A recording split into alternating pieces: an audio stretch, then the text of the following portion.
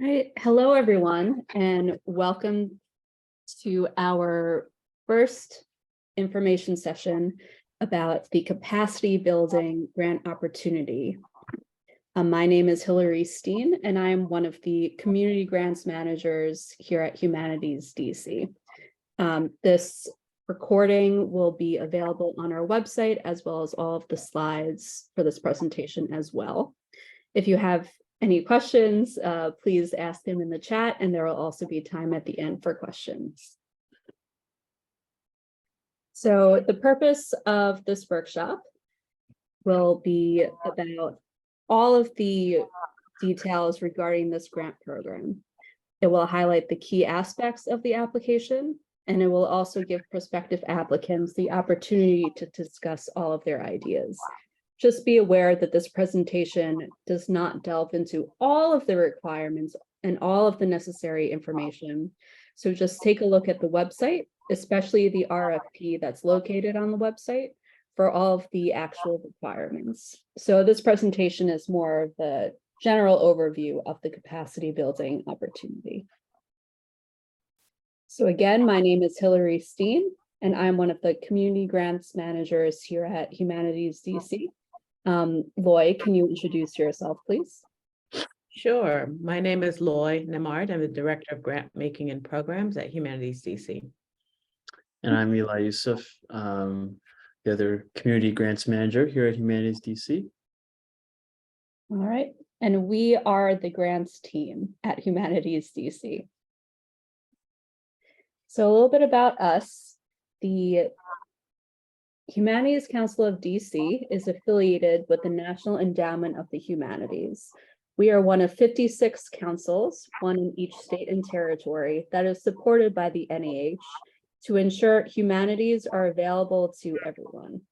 We help all Washingtonians and others connected to the District of Columbia deepen their relationships with the city and each other through the sharing of unique and universal stories, the fostering of intellectual stimulation, and the promotion of cross-cultural understanding. With how we define the humanities, it's very broad, but you think essentially about what storytelling is in the broadest sense of the term. So humanities can include history, anthropology, literature, arts criticism, ethics, comparative religion. It's a very broad area. So if you have questions about your organization and if you work in the humanities, feel free to reach out to us.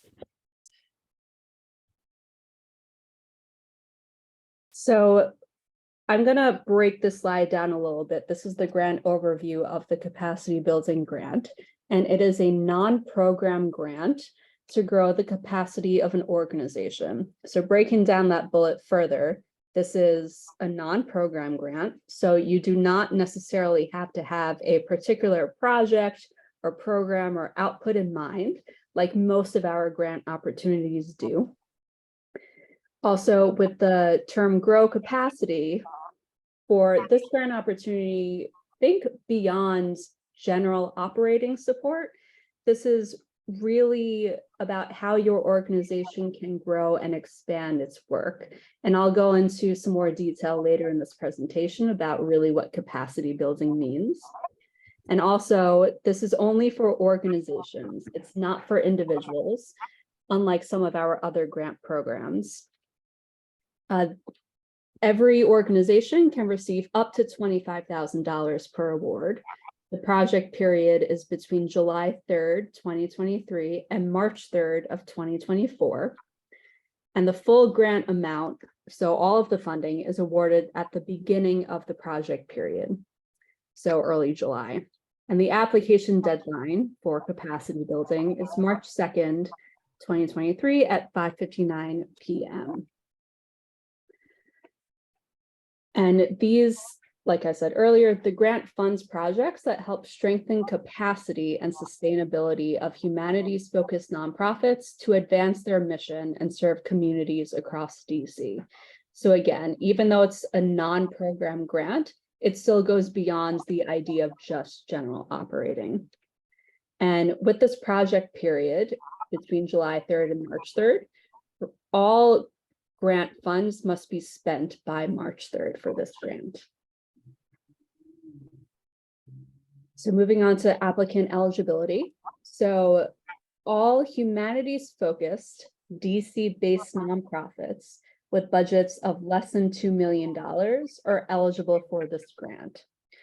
Additionally, DC residents must make up most of the constituents of your organization. And those smaller bullet points are the general idea of what we define as humanities.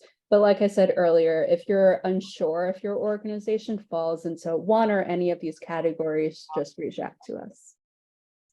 Also, with this grant opportunity, fiscal sponsorships are not allowed, and you also cannot have an open capacity building grant with Humanities DC.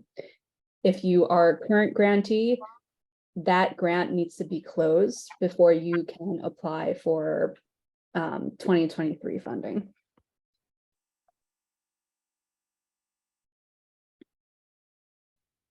Now, some project examples. Perhaps you want to identify a communication strategy, improve volunteer recruitment, ensure thoughtful leadership succession, update the technology in your office, improve outcome measurements. There are so many options for capacity building, and we really encourage you to think creatively, think aspirationally, and take a look at your mission and your strategic plan and see what you need to achieve what your organization sets out to do. What does your nonprofit need to achieve your mission? So some examples of 2022 grantees focus on hiring a public relations team, creating partnership development resources, streamlining their operations, recruiting for leadership, and creating a fundraising plan. So the projects that are done as a result of this funding run the gamut. And again, we encourage you to think very creatively about how you can best achieve your mission. So for the grant requirements, so all organizations need a valid EIN number and a valid UEI number. UEI stands for Unique Entity ID, and this replaced the DUNS number last year. So most organizations at this point should have received a UEI number, but if not, you'll need to go into sam.gov and make that change yourself. Additionally, organizations must be based in Washington, DC. So all organizations must have a DC street address, not a PO box or a UPS. Also, you need to document all grant expenditures with this grant. So keep all of your receipts, really understand where all of the funding goes throughout the entire project period. Also, any changes to the scope of the approved grant or the budget must be requested in writing. This request must happen before you actually do it. So changes to the scope or major changes in the budget, just send us an email and we can work through it together. Additionally, all grantees will submit an interim and a final report. These reports will be, about your achievements, your challenges, your expenditures, the typical kind of reports that grantees fill out. Lastly, for this slide, all accessibility guidelines must be followed if your organization has 15 or more employees and or you receive funding for any public events.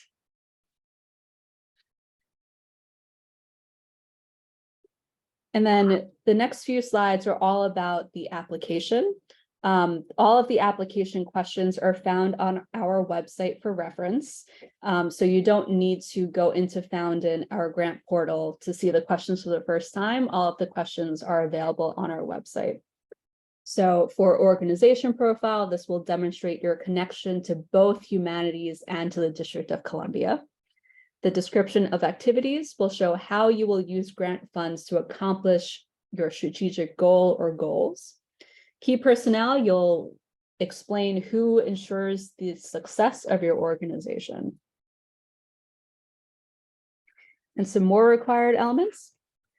For measuring success, we want to know what success means to you and how you will measure it, how you will know how you've achieved it. Also, we require a project budget and a budget narrative.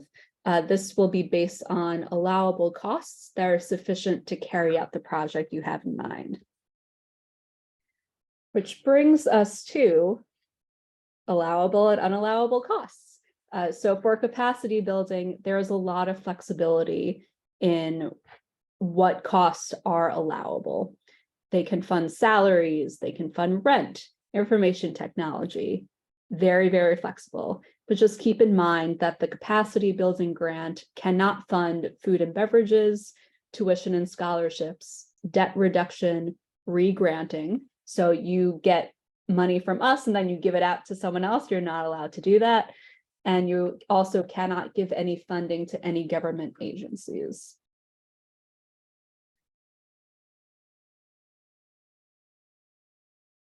And then for some strategies for successful applications, the key thing to keep in mind here is just be as clear and as detailed as possible throughout your entire application. So break down the categories on the budget table into individual expenses on the budget narrative. Clearly state the goal of the proposal and how it will be achieved. And we also recommend that you should have someone unconnected to the proposal read through your draft before you submit it, because they might be able to find some information that's a little unclear, for example. We also ask that you do not include letters of support from organizations or individuals who are not directly involved in what you're trying to accomplish.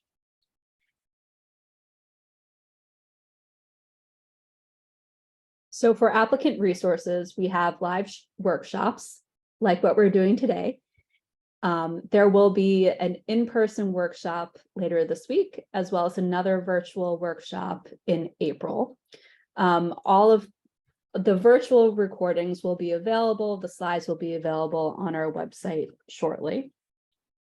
On our website, we have the RFP, so the request for a proposal right on our website, and again, all of the application questions.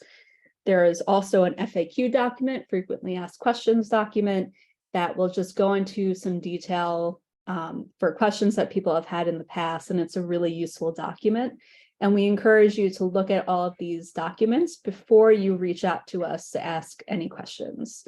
But of course, you are always welcome to ask questions. I will have office hours for the next several weeks, which will be one-on-one 30-minute assistant calls with me and with Loy, who is also on the call, to go over any specific questions that you might have about your particular project. All applications are sent through Foundant, which is our application portal. Some of you might be aware of this already. And there are tips on using Foundant also on our website, alongside the other documents that are on this slide.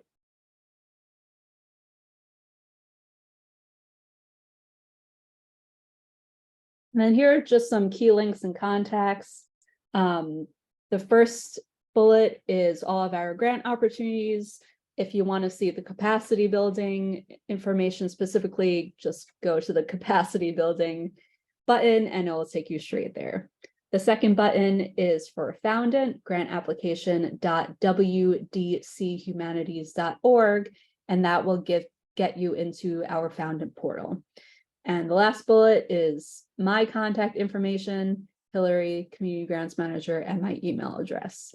If you find on my Calendly link for scheduling one-on-one conversations that you're not available at any of the times listed, just send me an email and we'll work at a time that works best for you. And so this is just a convenient flow chart to look through before you actually submit an application. So ask yourself, are you a 501c3 nonprofit organization with a predominant humanities focus? Are you seeking funding for capacity building expenses? Do you have specific goals in mind? Can you actually capture the impact of this grant? And if you close all of your previous HumanitiesDC grants. So we encourage you, before you actually submit your application, before you really start working on it even, to just take a look through these questions to see if you are indeed eligible. And then for how to submit the application, when you're ready, you're going to Foundant, which is that link over there. You will either create a new profile just for you. If you're applying for the Humanities DC grant for the first time, or if you've applied previously, your account should already be in Foundant. If you have any issues with Foundant, please email me or the grants team generally, and we'll help set you up in Foundant. And when you're on your application dashboard, just click on apply and make sure you select the correct grant opportunity from the list. This one is capacity building, so make sure that you select capacity building. And that's it for the presentation. Thank you all for joining us today. Again, feel free to email me with any questions. Take a look at the website for all information.